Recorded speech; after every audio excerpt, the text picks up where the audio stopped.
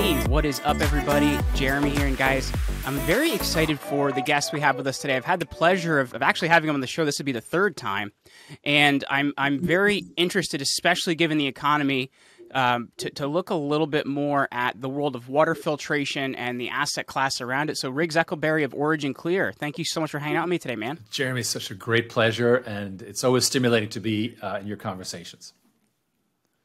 You know, so here's what I find interesting. You and I were texting, I think, about a week ago, and I had seen, I think it was Fidelity Investments or Bloomberg or one of those talked about like kind of why everybody should be investing in water. And I sent you a text. I'm like, dude, they're finally catching on to what you've been talking about for years. I guess just kind of looking at the current economy, why are we seeing more investment, and why should we see more investment in things like water and utilities and things like that? Well, first of all, of course, you know, in general, we have a move from a currency-based finance system to a commodity-based finance system. That's obvious from all the events going on. But at the same time, so many commodities are highly politicized. They're subject to a lot of, wrenching disruptions. Look at what's oil and gas is up and down. Real estate, who knows which way it's going, up, down, sideways. Gold and silver haven't even behaved particularly predictably. So, existing commodities are also in the tornado. And, where's an investor going to go? Now, water is stable. There's always going to be more dirty water. It's kind of like we're going to make things worse. And what is a major factor, as you've noticed, is that there's a lot of water scarcity these days, right? Look at it's because it's the thing that's interesting about it is it's like that thing that everybody needs the most of, but not only just getting it is difficult, but getting it clean is very difficult, right? Like, because you can't drink ocean water for the most part because of the salt content and things like that. And I think I had seen a video you had sent me. Was it like 80% of our sewage isn't even being treated? So like we're just losing this thing we really need. Right. Now, to be clear, the 80% is worldwide. The U.S. treats most of its water, but then we throw it away, right? So we treat it like in L.A. It goes from Glendale down to the Hyperion Station in El Segundo, and then goes in the ocean. So our recycling rate in this country is around 1%. To give you an idea, Israel is at almost 90%. Now that is almost a full turn of the same water being reused that we're just blowing off. And meanwhile, we're going, oh my God, we're out of water at the same time, which is so odd, right? So let me ask you this, because I want to kind of, for people that may not have experienced this before, Origin Clear has a product line called Water on Demand, which is kind of what we've been alluding to here. What's different about this product? Because I think when we're used to water, right, we're used to, okay, the water comes into our house, we pay a utility bill, whether it's a business or whether it's, the place we live, pay the utility bill, the public utility handles it. But in actuality, the public utility isn't able to actually even filter all the water, and that's where Origin Clear comes in. Right. Times are changing. And this has been going on for a while. If you go way back all the way to 1961, we've been spending more and more on operations and maintenance, trying to fix your old Toyota versus, properly replacing it. And so it's been worse and worse for decades. The federal government is basically out of the water funding business. And we have 150,000 plus water systems in this country, and they are gasping for air. Now, here's an interesting factor that you probably know about, which is a huge migration trend from primary cities like New York, Chicago, LA to secondary cities where people feel they'll get a more predictable, perhaps safer lifestyle, less government intrusion, whatever. And it's killed commercial real estate for that reason, by the way. Yeah, that's that's a trend that's going to.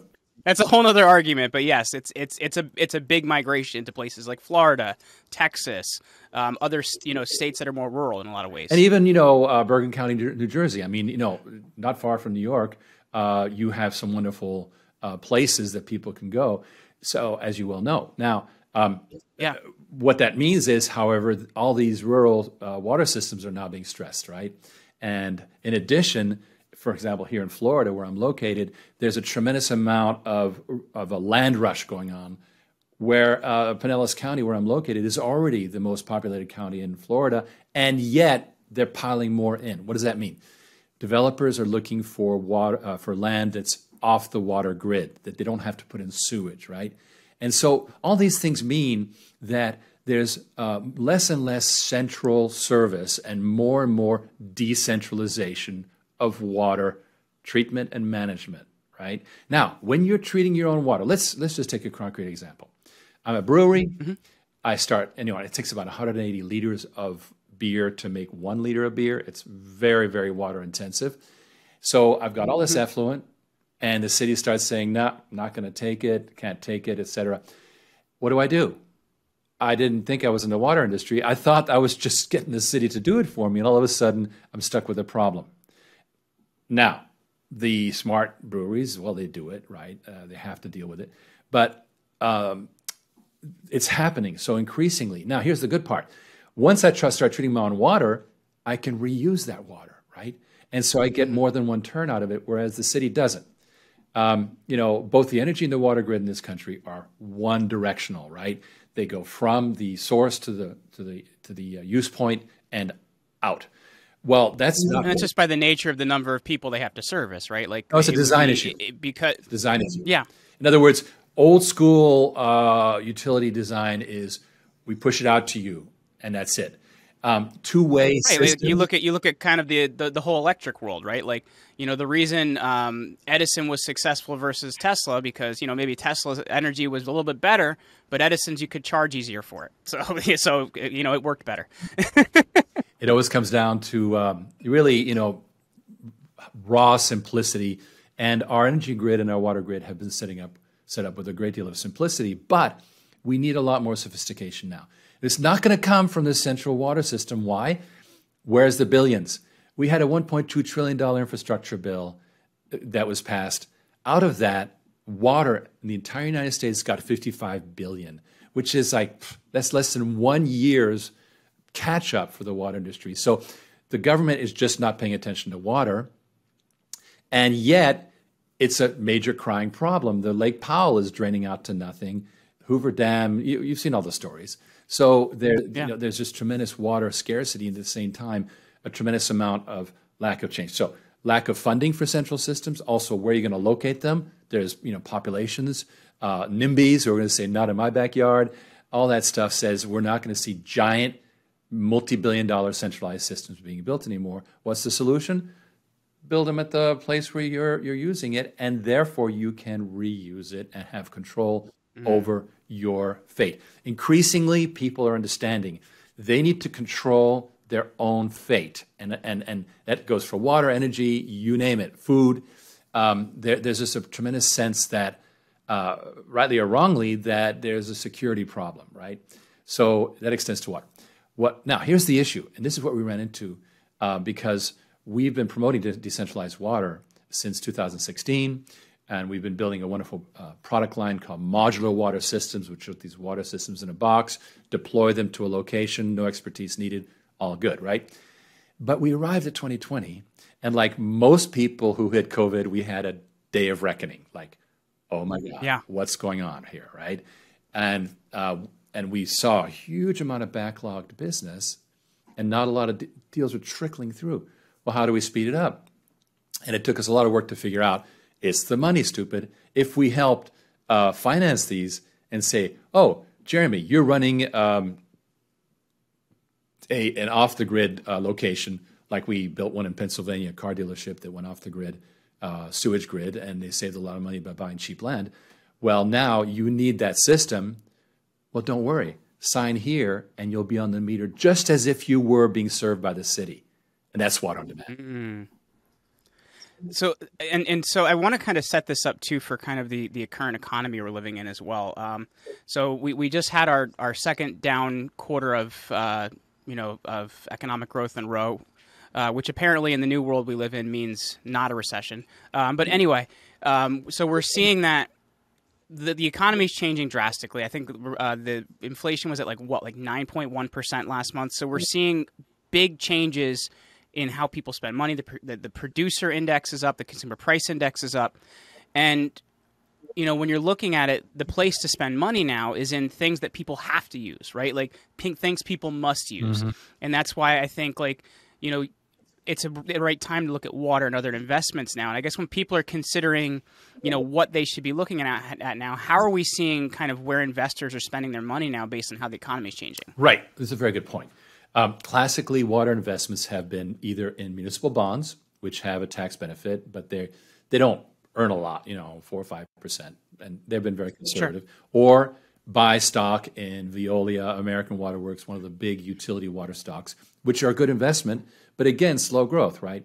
There is no way for a regular investor to invest in water projects directly. And that's weird. We have that in oil and gas, what's called a master limited partnerships, which were created in the 1981 as buckets of energy properties, pipelines, gas and oil. And these have done phenomenally. It's a $300 billion marketplace with about 60 MLPs, as they call them. And there's no such thing in water. Why? Because it's been governmental, right? Well, now that it's becoming everyone has to kind of fend for themselves, it's creating a private market. And we realized we could do the equivalent of oil and gas or solar, but for water. And now that's the birth of a new investable asset that earns money, that's not going to go crashing because, water's water. And that's water on demand again. So, we're so excited that we're trailblazing this because we're not the only player doing water as a service, as it's called, right? I mean, it's an obvious thing, and there's some great players doing it. But we're the only people who are accepting investments from everyday investors, just like the oil and gas master limited partnerships. So let me ask you this, because, I was kind of chatting with you before we got started here. I had to readjust all my lights, my camera, because the power went out here. So for an extended period of time and kind of messed some stuff up. And I'm somewhat off the grid out here, man. We don't have cell phone service unless my internet's on. Right. So one of the things I'm curious about, do you see this as kind of being a new trend in decentralized utilities as a whole, not just water? Do you see us kind of moving towards that in the future? Decentralized everything. I like to tell this story, which is you've noticed that the high-speed train in California that's not been built, well, it's never going to be built. Elon keeps talking about it, man, but he has not built it yet. Well, Elon, that's a whole other story because Elon built that Hyperloop under the Seneca Pass. He was going to revolutionize, LA has a mountain pass dividing two parts of it, and it's this horrible 405 bottleneck. And he was going to just you could drive your car into one end, and the car would emerge at the other end. And he got stopped by a community complaint 5,000 feet up at the top of the pass. They complained. Oh my gosh. It was over. So that's the other problem is you have a lot of obstruction to these things. So here's what's happening. In California, we got the freeways. What are we going to get? The self-driving car. We're not going to get a bullet train. Cars will just be made smart. And this is what's going to happen at all levels. We're going to more and more self-sufficiency, which is actually good because think about it, just for water. If I take all my dirty water and I pipe it down to a central facility, it actually dramatically increases the greenhouse gas issues and so forth, the nitrogen being emitted and et cetera, as opposed to taking the water that's dirty and treating it right away right where I am. And furthermore, as I was saying, if I'm paying water rates, which, by the way, are inflating far faster than that inflation, right? I signed a service contract. That means my rates are capped. And I can do this nice little loop-de-loop where I reuse the water essentially at no cost to me. Well, that's a win-win, right? So it's a win-win for the planet, and it's a wonderful thing for sustainability in general. I don't know if you've read a thinker called Peter Zeihan. I have not. Okay, he's put out a book called The Beginning of the End of the World, and what he's saying is, he's saying that we're going through a process of deglobalization, right? That everybody's going back. He's going to make Thomas Friedman mad, man. He had the Lexus and the Olive Tree was like his big book. Right, that was good as long as you could instantly transport, from China to the U.S. Right? Yeah. We've seen what happened. It's incredibly random. Who knows? We in our Dallas operation, we've got parts that are on a 120 plus day wait, And, Hmm. unfortunately, America lost its manufacturing base. Now, Zehan is actually optimistic about the U.S. Why? Because we have our own energy, our own resources, our own water, and everything. So, but everything is going back to more of a regional model where it's going to be America, Canada, Mexico, and Europe and Asia, not so much, right? So, and there's going to be losers. China is actually in a tough place. So Peter Zehan, good thinker. And so that's where we're moving planetary wide, is making smart systems that are autonomous, that take care of themselves. And we believe that, it's the old story, small is beautiful, right? We're here to help people take care of things right where they are, a high degree of self-sufficiency. Now, we were talking earlier about these communities moving into secondary cities, places like Florida. They are looking for self-sufficiency, and there's going to be more and more of that. How do they achieve, food, energy, and water self-sufficiency? And so we're actually seeing that as a major trend in our existing conventional business. And again, that's something that water on demand can accelerate. So I believe that water on demand, here's what we see. Water on demand is a concept that is bigger than us, for sure, which is why we've said, you know what, we're going to make it a fintech, meaning we're not going to try and build all those machines. We're going to bring in the investments into our these buckets of properties, and they're asset protected. Investors have royalties from that. It's all good. But then we're going to delegate the building and maintaining to local water companies, and who will love it, right? They'll be like, hey, great, I got the business, right? So we're consciously giving that up. Why? Because you can't expand fast enough if you have to build everything. And furthermore, it's a barrier to entry. More and more people being served by our capital means that other capital can't enter in so easily because, for example, our partner Envirogen, which is a wonderful partner, they're a UK-based company. They're all over Europe and America. Well, they're in a partnership with us to deliver these systems. They're not going to start doing it with somebody else so easily. I mean, you can't do the sort of multi-dating thing. It doesn't work well in business. You kind of can build your relationships. So we're building a moat around water on demand, which is all these industry relationships. Now, how do we scale water on demand itself? By creating more water on demand finance units in other financial capitals of the world through affiliation. Now, are we going to own water on demand Dubai? Well, we'll have an interest, but we'll do it with a partnership, right? So I believe strongly in not competing with your natural partners. That's something. Yeah, it's like collaboration over competition. It's in my industry, like there's certain businesses we're great to work with. There's certain businesses we're not a fit for. So there's another company in my industry, Interview Valet. Tom's a good friend of mine. He's a Navy veteran, good guy. We tend to send him the business that's not a fit for us. It's collaboration over competition. Exactly. And what that does is it builds a web of strength, right? So the more you do that, the more you have this power because you've been willing to give up the like, oh, you're not going to try and take every penny. No, it's like, let's say that you are in the city of London, you're in finance. Well, we'll do a deal with you, and all of a sudden we have a water on demand center serving Northern Europe. Done, right? And so that's we see this as something. It's there's a great book called Inside the Tornado, and one of the things it says is that when something enters the tornado of adoption, meaning everybody's got to have it, a single company will not be able to service it by definition, right? Because instant uptake.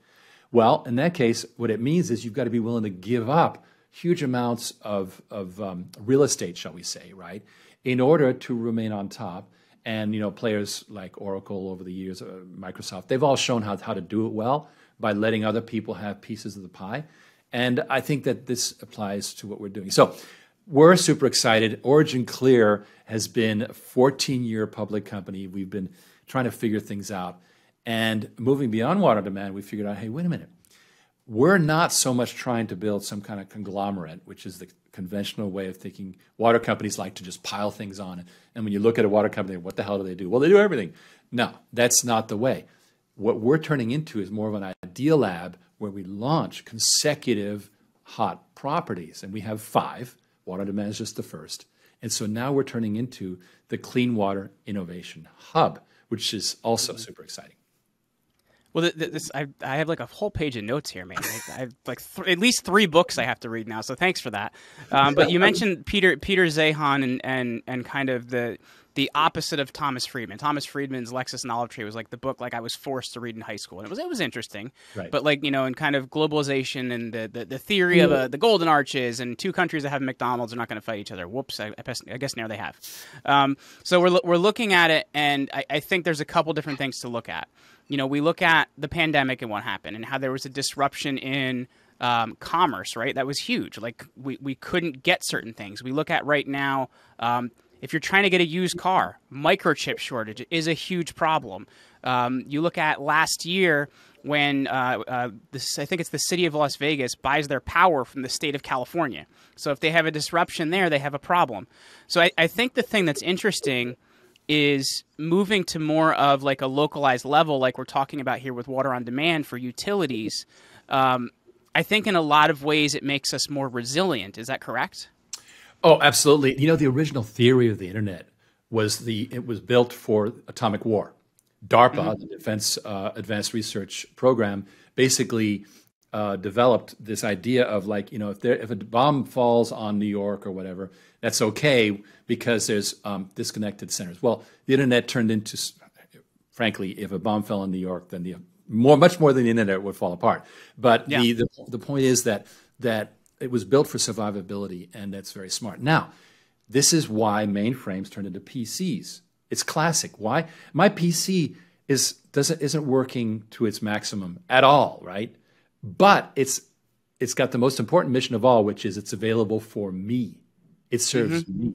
So it's just standing by. Hi, I'm here to help you. Whereas mainframes, I'm old enough to remember, queuing up for time slots on a mainframe, right? And you were serving the mainframe because the mainframe had to run at 100%. Well, that's a totally different game today.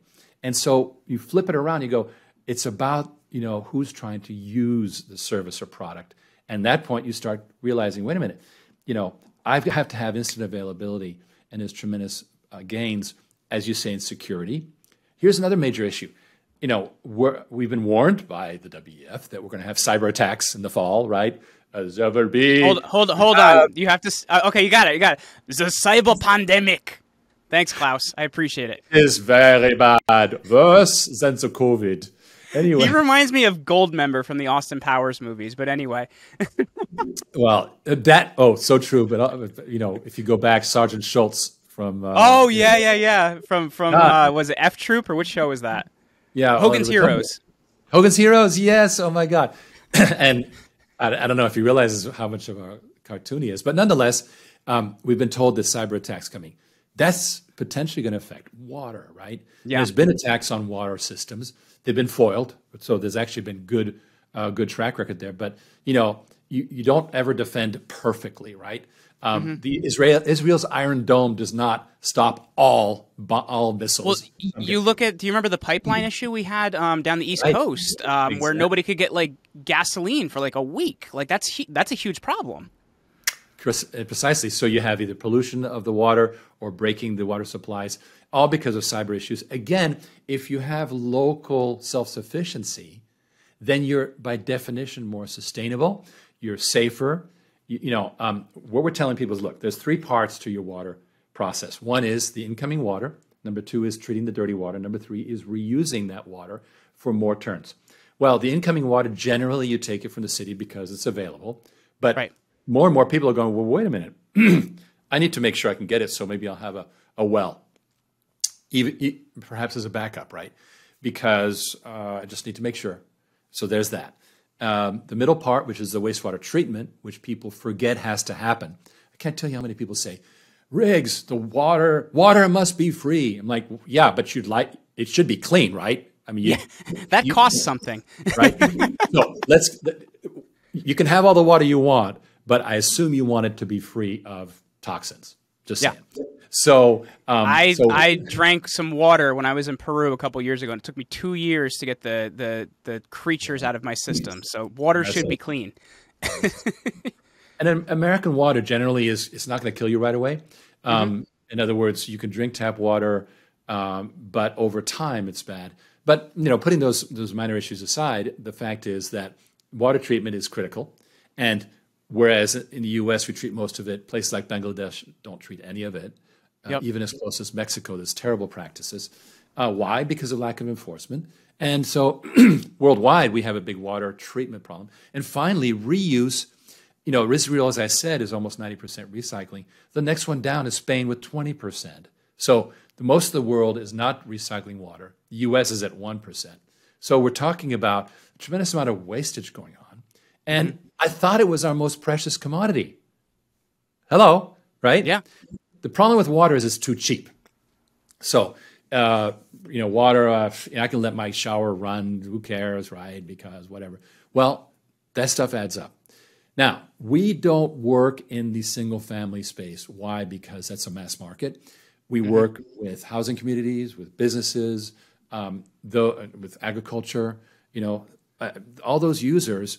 We for example, showed we could do wonderful things. You've been hearing about those problems with the nitrogen and the ammonia and the agriculture in Holland and so forth. Well, actually, we showed that we could neutralize that with our electrolysis system in Spain, where they have hog farms. So all kinds of good things can be done if you put some value on it. And the value is created by recognizing that water rates are skyrocketing, water is getting more and more expensive, and a businessman goes, wait a minute, I'm going to put a cap on those water rate increases by going into a contract, and I'm going to receive the water as a service. And if water on demand does not give me the water quality I need, I don't pay. And that's a beautiful thing. Well, Riggs, this has been an awesome conversation. I always enjoy our conversations because you tend to see a future that's not there yet and plan for it, which I really like. So for people listening, if they want to connect with you, if they're interested in finding out more information about the company, how's going to be the best way for our listeners to go out there and find you? Well, I think this Thursday is our 173rd weekly Zoom briefing that I do every week. Wow. Thursday nights, 5 p.m. Pacific, 8 p.m. Eastern.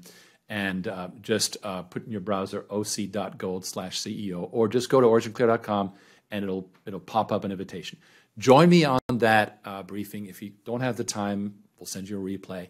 But we tell you like it is every single week. What's happening in the water industry, what's happening with people's lives, the company, where things are going.